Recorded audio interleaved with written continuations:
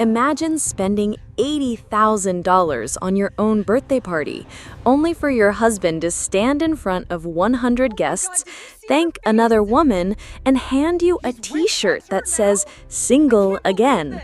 What would you do? Walk away in silence or burn it all down?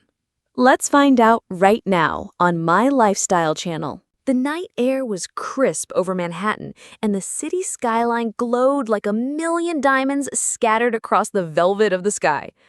On the rooftop of a luxury bar in Soho, string lights draped above the tables and soft jazz hummed through hidden speakers. Waiters floated between the guests with champagne flutes and trays of hors d'oeuvres, while 100 people mingled under the glittering lights. Tonight wasn't just another party in New York. It was Emily Carter's 32nd birthday, a night she had dreamed of turning into a statement of love, success, and promise. Emily, dressed in a sleek black gown with silver earrings that caught the light every time she turned her head, smiled as she watched her husband Ryan charm a small circle of guests. She had spent weeks planning this night, sparing no expense. The rooftop rental alone had cost more than most people's yearly rent. Add the catering, the open bar, the live band, and the Tiffany gift she had tucked away in her purse, and the total soared to more than $80,000. But to Emily, it was worth it. This wasn't just her birthday. It was the night she expected Ryan to finally see her, to appreciate the sacrifices she had made for him, and to remind everyone present that love was the reason behind all this grandeur. Because what most people didn't know was that for years, Emily had carried Ryan. She had paid the rent on his art studio when his paintings didn't sell. She had covered his credit card debts when the collectors called, and she had written checks for his projects that never came to life. And every time her friends told her she was being too generous, too blind, she would shake her head and say, "He just needs time. One day, everyone will see what I see in him." Tonight, she hoped would be that day. Emily pressed her hand over the small Tiffany box inside her purse. It contained a bracelet worth $15,000, her gift to Ryan. She imagined the way his face would light up, the surprise in his eyes, maybe even a tear of gratitude. She imagined him pulling her into a kiss and telling the crowd how she was the love of his life, the woman who stood by him when no one else would. She imagined applause, laughter, and maybe even a toast to their future. The rooftop shimmered with anticipation as the evening drew closer to the speeches. The live band paused between songs, and Emily noticed Ryan slip away from the group he was entertaining to pour himself another drink. He looked sharp tonight, his navy suit perfectly tailored, his brown hair styled just the way he liked it. He had always known how to play the part of the charming artist, and Emily still remembered the night she met him at a gallery opening. He had been struggling then too, but he had spoken about art with such fire that I believed in him completely. I still did, or at least I wanted to. But beneath the glow of the lights, a trace of unease tugged at Emily's chest. She couldn't shake the memory of the bills she had paid just last week, or the sinking look on her accountant's face when he told her, "Emily, you're carrying both your household and his dreams. You can't do this forever." She had brushed it off, telling herself that love was supposed to carry the weight. But tonight, she needed Ryan to show the world that her sacrifices weren't in vain. Guests clinked glasses, laughter rippled through the air, and Emily's best friend leaned in to whisper, he'd better give the speech of his life. Emily laughed nervously, brushing the remark aside, though deep down she felt the same. This was her moment, their moment, and as Ryan was handed the microphone, the city paused in her chest. The skyline twinkled, the music hushed, and 100 pairs of eyes turned toward the man she had poured her heart, her money, and her faith into. Emily's breath caught. This was it. Emily Carter wasn't just a wife.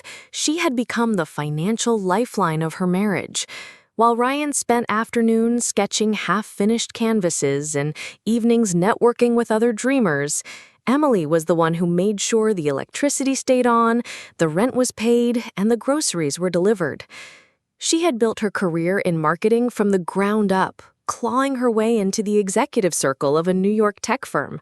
Her salary was solid, 6 figures plus bonuses. But between carrying Ryan's debts, paying for his studio space, and fronting the costs of tonight's rooftop extravaganza, even Emily was beginning to feel the weight. She remembered the first time she covered one of Ryan's overdue bills. It was 3 years ago, a frantic call from him, his voice trembling. I can't lose this studio.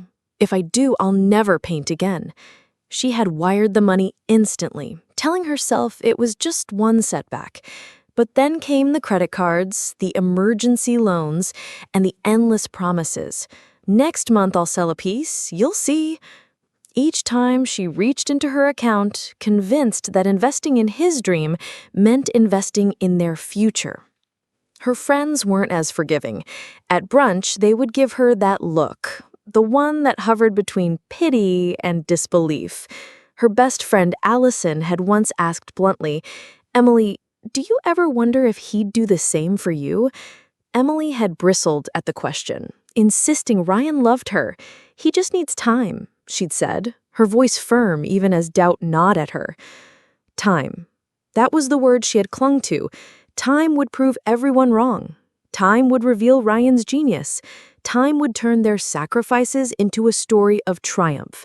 And tonight was supposed to be the proof. She thought about the Tiffany box in her purse again. $15,000. More than her parents had spent on their first car. More than most of her coworkers would ever dream of dropping on a gift. But Emily didn't flinch. For Ryan, she would give it all. She imagined sliding the box across the table, imagined the way his face would soften, how he'd whisper, "No one has ever believed in me like you." Her chest warmed at the thought. She had rehearsed his gratitude in her head so many times, it felt like destiny. But beneath that warm vision lurked the memory of her accountant's warning just last week. "Emily, your portfolio is bleeding. Between your mortgage, your expenses, and your husband's bills, you're in danger of jeopardizing your retirement." She smiled politely as though money were a trivial detail compared to love. Still, later that night she had stared at her bank app in the glow of her phone, scrolling through line after line of Ryan's charges. Equipment, drinks, dinners he swore were networking. She had closed the app, slipped under the covers beside him, and whispered, "It'll all pay off one day." He hadn't heard her. He was snoring. Now, standing on the rooftop, she looked out at the glittering Manhattan skyline, trying to convince herself all those whispers, all those payments, all those sacrifices would be worth it. She wanted so badly to believe that tonight would silence every skeptic, every friend who doubted, every late-night fear that maybe she was the only one fighting for their marriage. The crowd laughed at something Ryan said across the terrace, his drink in hand, his grin wide and easy. He looked like he belonged here, like success already draped itself over his shoulders. Her heart swelled, and for a fleeting moment she thought, maybe this is it. Maybe everything is about to change. She pressed her fingers against the Tiffany box once more, her pulse steadying. Whatever came next, she had given him everything, and she was ready. Desperate for him to finally give something back. The rooftop shimmered as the band struck its final note, and the MC tapped the microphone. "Ladies and gentlemen, let's raise a glass to our birthday star, Emily Carter." Applause echoed across the terrace, champagne glasses clinking in the glow of the city lights. Emily smiled graciously, cheeks flushed, her heart thrumming with pride. She could feel every eye on her, friends, colleagues, family. This was her moment, the culmination of weeks of planning, of years of sacrifice. Then the MC handed the microphone to Ryan. Emily's pulse quickened. Here it comes, she thought. The thank you, the recognition, the line that would make all the sleepless nights worth it. She adjusted the strap of her gown, pressing her palm against the Tiffany box in her purse. Tonight, everything would change. Ryan cleared his throat and flashed that easy grin of his, the one that had charmed her the night they met. "Wow," he began, voice smooth and confident. "What an incredible evening. Look at this view. Look at all of you, taking time out of your busy lives to be here. It means more than I can say." The crowd murmured warmly. Emily leaned forward, anticipation rising. Ryan continued, "You know, I've been on a journey these past few years.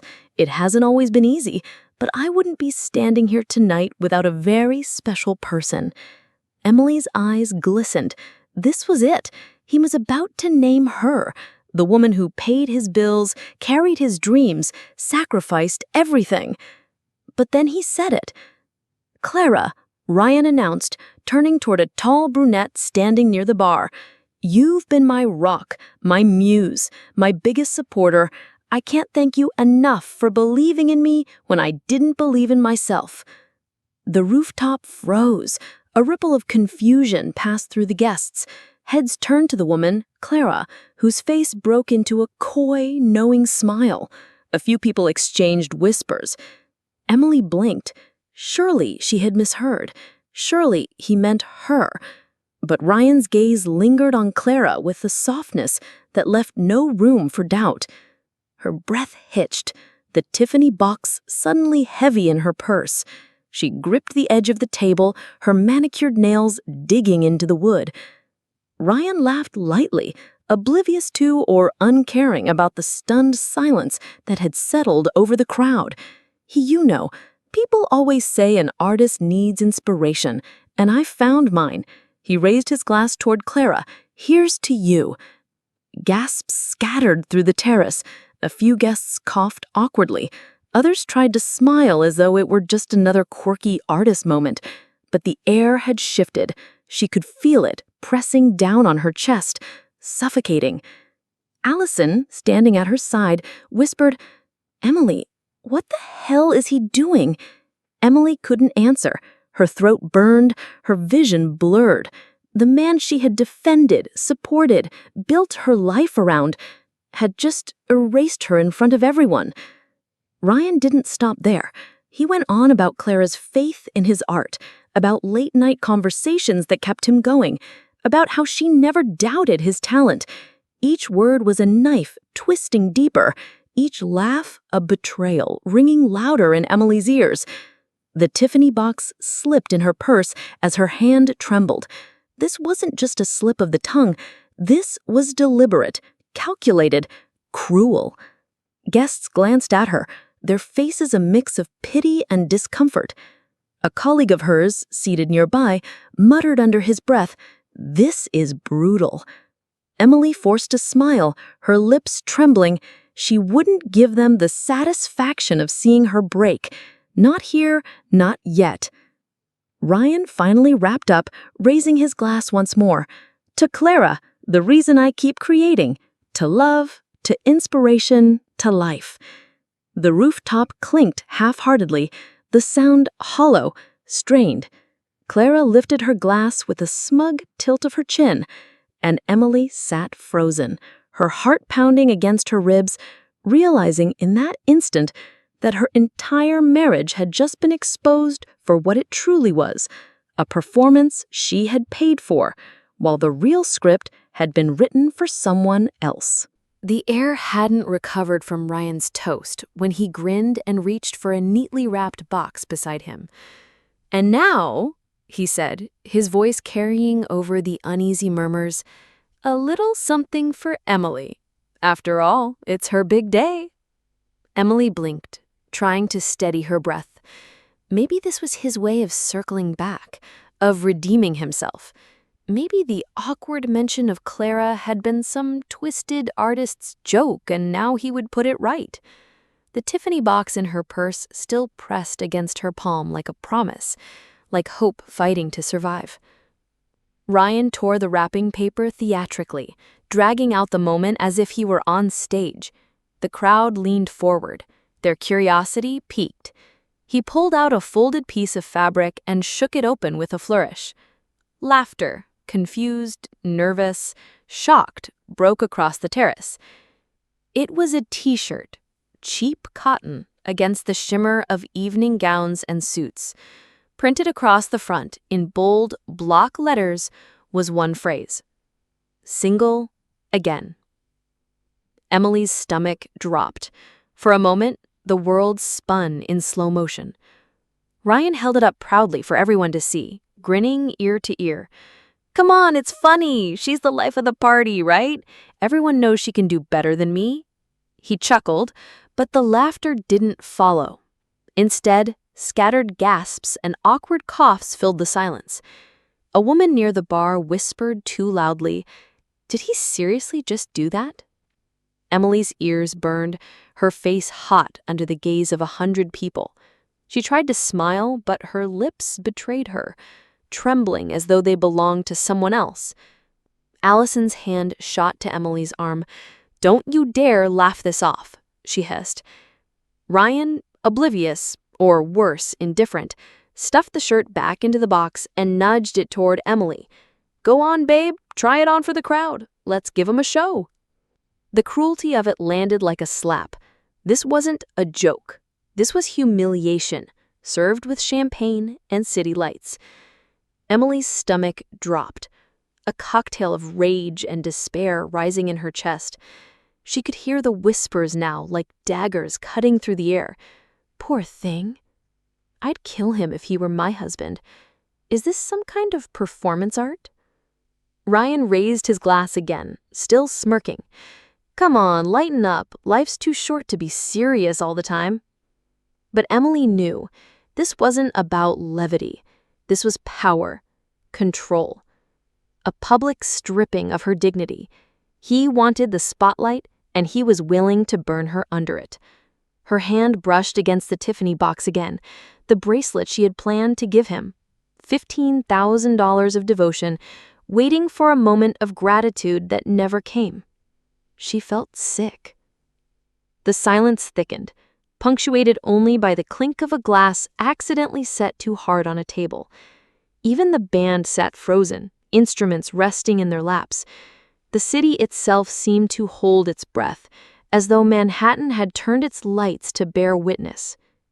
Emily inhaled slowly, steadying her trembling hands. The urge to scream, to shatter the glass in front of her, to throw the shirt in his smug face, it all pressed against her ribs. But instead, she straightened her shoulders.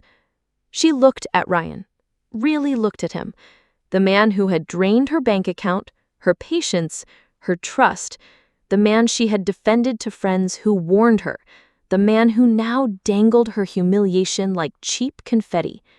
Her lips curved, not in a smile, but in something sharper, colder. She didn't need to explode. She didn't need to create a scene. Because the scene was already burned into every guest's memory. And Ryan had just written himself as the villain. Emily slid the Tiffany box deeper into her purse, sealing it shut. Her decision crystallized with brutal clarity. Tonight, she would stop being his safety net. Tonight, she would stop paying for his performance. And tonight, under the glitter of Manhattan's skyline, she would begin rewriting her own story. The party hadn't recovered. The Single Again shirt still lay on the table like a wound everyone pretended not to see. Guests tried to chatter, to sip their champagne, but the air was poisoned. No one could erase what Ryan had just done. Emily stood motionless for a long moment, staring at the cheap cotton folded in its box. Her Tiffany bracelet felt like lead in her purse, the weight of $15,000 pressing against her ribs.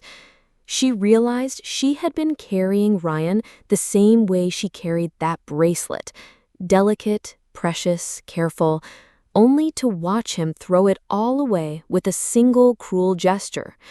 Her pulse slowed, her vision cleared, and with it came something stronger than rage, clarity.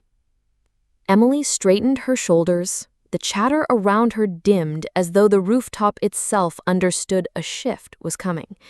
She lifted her purse, smoothed her dress, and walked deliberately across the terrace. Each step was a drumbeat against the silence. Ryan turned, smug grin plastered on his face, still believing he owned the room. "Babe, don't be mad, it's just a joke." Emily stopped inches from him. Her eyes locked on his, steady and unflinching. Then, without a word, she placed the Tiffany box squarely on the table in front of him. For a flicker of a second, he looked triumphant, as if she were about to hand over yet another piece of herself. But Emily's hand didn't let go. She pressed the lid shut with finality, pulled the box back toward her, and slipped it into her purse once more. The message was unmistakable. Gasps rippled through the guests. Allison's lips parted in shock, then curved into the faintest smile. Ryan blinked, his grin faltering. "What are you doing?" Emily's voice, calm and even, cut through the tension. "Taking back what's mine." The band of guests closest to them fell silent, watching with rapt attention. A few phones quietly lifted to record, the glow of cameras catching the scene. Emily turned to leave, but paused just long enough to let the next words land like a verdict. "The free ride ends tonight." Then she walked away. No tears, no theatrics, just the sound of her heels against the rooftop, a rhythm that echoed louder than any applause. Behind her, Ryan called out, voice tinged with confusion, "Babe, come on, wait." His tone wasn't pleading yet. It was mocking, dismissive, as though he still believed she'd turn back. But Emily didn't. She pushed open the glass doors, descended the stairwell, and let the Manhattan night swallow her whole. The city greeted her with the hum of traffic, the glow of headlights, the scent of late-night pizza wafting from a corner stand. It was alive, indifferent, vast, and for the first time in years, Emily felt just as alive. By the next morning, her clarity had hardened into resolve. She sat at her kitchen table, laptop open, bank accounts displayed. One by one, she severed every tie, canceled Ryan's credit cards, withdrew her name from his studio lease, shut down every financial vein he had bled dry. Her lawyer answered her early call with surprise. "Emily, it's Sunday morning." "I don't care," she replied, voice steady. "I want every contract reviewed, every expense cut. Today." And when she hung up, Emily leaned back in her chair, the quiet of her apartment wrapping around her. For the first time, she wasn't carrying Ryan. She was carrying herself. On the rooftop, Ryan tried to humiliate her, but in the morning light of Manhattan, Emily realized the truth. He had only humiliated himself. The first night after the rooftop party was the longest of Emily's life. She sat alone in her apartment, still in her black gown, mascara smudged faintly beneath her eyes. On the coffee table, her phone lit up again and again, 98 unread messages. Ryan's name filled the screen, his words pinging into the silence. "You're overreacting. Call me back. We need to talk. Don't do anything stupid. Please, just come home." Emily stared at the glowing screen until the words blurred together. She pressed the phone face down, her reflection faint in the glass, and exhaled a long, shaking breath. For the first time in years, she didn't reach for her credit card to solve a crisis. She didn't rush to excuse him, to cover for him, to smooth over the damage. She let the silence stand. By dawn, she couldn't bear the apartment's stillness. She pulled on running shoes, tied her hair back, and stepped into the cool morning air. Manhattan was just waking, the smell of bagels and coffee drifting from street carts, taxis honking impatiently as if the city itself never slept. Emily began to jog, her lungs burning, her heartbeat pounding louder than Ryan's missed calls. Every step became a release. Every drop of sweat felt like shedding the years she had carried someone else's weight. She ran past storefronts she had never noticed before, past couples walking dogs, past construction crews starting their day, and with each block, she felt lighter. When she finally stopped, breathless and trembling, she realized she hadn't thought about Ryan for nearly 20 minutes. It was the longest she had gone without him haunting her. That morning, she showered, brewed coffee, and opened her laptop. Instead of scrolling through social media or checking emails, she opened a blank page. Words poured out, anger, grief, disbelief, but also fragments of strength she didn't know she had. She wrote about the humiliation on the rooftop, about the years of sacrifice, about waking up to her own worth. By the time she stopped, she had written nearly 2,000 words. She titled the piece, 98 Unread Messages. She posted it on her personal blog, not expecting anyone to read it beyond Allison and a handful of friends. But within days, comments flooded in. "This is my story too. I thought I was the only one. Thank you for putting words to what I've lived through." Women from all over the country wrote to her, nurses, teachers, mothers, CEOs, each one confessing their own story of betrayal, of carrying someone else's burden, of finally letting go. The blog grew, slowly at first, then rapidly. By the end of the month, thousands were reading her words. By the end of the year, tens of thousands. But Emily's rebuilding wasn't just digital. She poured herself into her work, taking on bigger projects at the firm, staying late not out of obligation, but out of ambition. Her campaigns started making headlines in the marketing world, earning her a reputation as a rising powerhouse. And yet, she didn't let success blind her. She carved out time to run every morning, to write every evening, to remind herself that rebuilding wasn't about erasing the past. It was about reclaiming her future. Ryan's messages eventually stopped, but Emily didn't delete them. She left the folder untouched, a reminder of where she had been and proof of how far she had come. It had been almost a year since that rooftop night. Emily's life had transformed in ways she couldn't have imagined. Her blog, 98 Unread Messages, was now a movement. Her marketing career skyrocketed, and she had learned to live without checking her phone for Ryan's texts.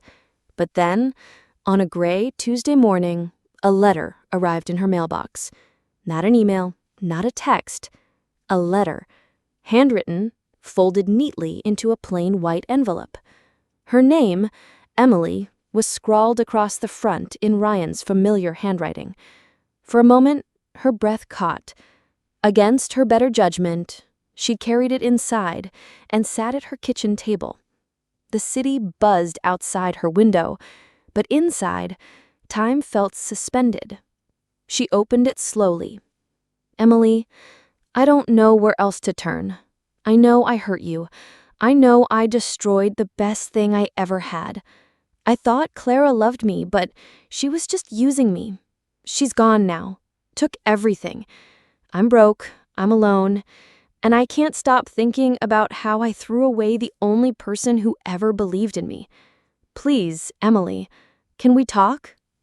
The letter was 3 pages long. Rambling between apologies and pleas, he wrote about losing his studio, about sleeping on a friend's couch, about the nights he lay awake replaying that birthday party in his mind. He admitted Clara hadn't just cheated, she had conned him, drained his savings, and blasted his humiliation across social media. By the time Emily reached the final line, her hands no longer trembled. "You're the only one who can save me. Please give me another chance." Emily leaned back, staring at the letter. A year ago, those words might have broken her. A year ago, she might have believed she could save him, but not anymore. Her phone buzzed with a news notification. She glanced down, and her jaw tightened. It was Ryan again, though not directly. His downfall had made the tabloids. A gossip blog plastered his photo under the headline, "Fallen Artist Duped by Mistress, Cheated, Broke, and Alone." The article detailed everything. Clara's affair with multiple men, her scheme to siphon Ryan's funds, even screenshots of messages exposing his desperation. The comment section was brutal, strangers mocking the same man who once mocked her. Emily folded the letter neatly and slipped it into a drawer of her desk. She didn't rip it, she didn't burn it. She simply filed it away like an old bill finally paid. That evening, she called Allison. "He wrote to me," Emily said flatly. Allison groaned. "Let me guess, he wants you back." "Yes," Emily replied, her tone calm, almost detached. It's not about love, it's about survival. And what did you do? I glanced at the closed drawer. I did nothing. That's the point. I don't owe him a response. There was a pause. Then Allison's voice softened. I'm proud of you, Em. A year ago, you would have rushed to rescue him. Now you're rescuing yourself. Emily smiled faintly, though her chest ached with a strange mix of sadness and relief. She didn't hate Ryan. She didn't even wish him harm. But she finally understood. His chaos wasn't hers to carry. That night, she poured herself a glass of wine and sat at her laptop. She drafted her next blog post, not about Ryan, not about betrayal, but about resilience, about how healing sometimes meant doing nothing, refusing to reopen wounds, refusing to give away energy that no longer belonged to the past. When she clicked publish, Emily felt the last tether to Ryan snap quietly in the background. He had written her a letter. She had answered with silence. And silence, she realized, could be the loudest answer of all. A year after Ryan's downfall, Emily stood behind the curtain of the Los Angeles Convention Center, her heart thrumming with anticipation. She wasn't the same woman who once clutched a Tiffany box on a rooftop, praying for validation. Tonight, she wasn't someone's wife. She wasn't someone's safety net. She was Emily Carter, founder of the 98 Unread Messages movement and one of the most sought-after marketing executives in the tech industry. The event was a tech conference, drawing thousands from around the country. Executives, entrepreneurs, and innovators packed the hall. Her blog had transformed into a platform, then into a speaking circuit, and now into a brand that had inspired partnerships and campaigns across industries. "Emily, you're on in 2 minutes," an assistant whispered. She nodded, adjusting the bold red suit she had chosen deliberately. Red for power, red for survival, red for the fire she had carried through the ashes of betrayal. As she walked onto the stage, the spotlight bathed her in white. Applause erupted, a thunderous wave that shook her chest. She smiled, not nervously, not apologetically, but with the calm assurance of someone who had earned every clap. The giant screen behind her lit up. 98 unread messages. She gripped the microphone, let the applause settle, then began. "A year and a half ago, I sat in my apartment staring at 98 unread messages from a man who thought he owned me. Every message begged for attention. Every message demanded my energy. And for years, I had given it, freely, desperately, endlessly. Until one night, I didn't." The audience hushed, leaning forward. I learned something in that silence. That we don't owe our lives to the people who betray us. We don't owe them our futures. Betrayal doesn't break you, it frees you, but only if you choose to rise. The crowd erupted, applause crashing like waves. Emily continued, weaving her story with lessons about resilience, boundaries, and the courage to walk away. She spoke of turning humiliation into motivation, of transforming heartbreak into opportunity. She didn't mention Ryan by name, he wasn't the point anymore. This was about the thousands who had written to her, who had shared their own unread messages, their own stories of finally saying enough. By the time she finished, the audience was on their feet, clapping, cheering, some with tears in their eyes. The hall shimmered with camera flashes, capturing her not as a woman broken, but as a woman reborn. As she set down the microphone, her phone buzzed. A text from Allison. "Standing ovation! I knew you'd own that stage." She smiled, wiping the sweat from her brow. She didn't check social media yet, though she knew clips of her speech were already flooding feeds. For once, she didn't need to measure her worth in likes or comments. She felt it in her bones, in the roar of that crowd. As she left the convention hall, a young woman in the audience caught her hand. "Your story saved me," she whispered, eyes wet. "I left my husband last month because of you." Emily squeezed her hand gently. "No," she said with a soft smile, "because of you." Outside, Los Angeles glittered beneath the night sky. Emily lifted her chin, inhaled the warm California air, and let it fill her chest. She had once stood on a rooftop waiting for Ryan's validation.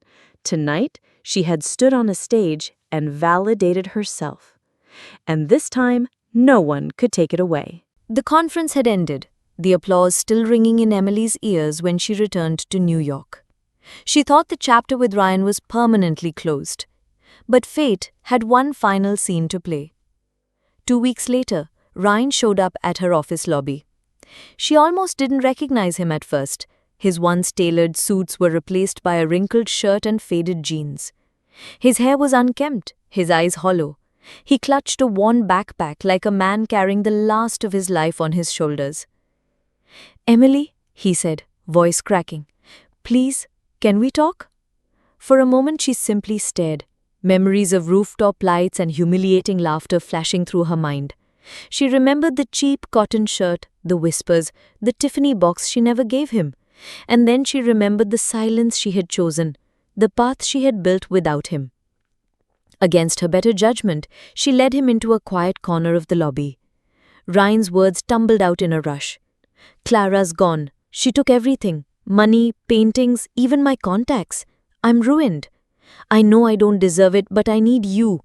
I need us." His eyes glistened, his hands trembling.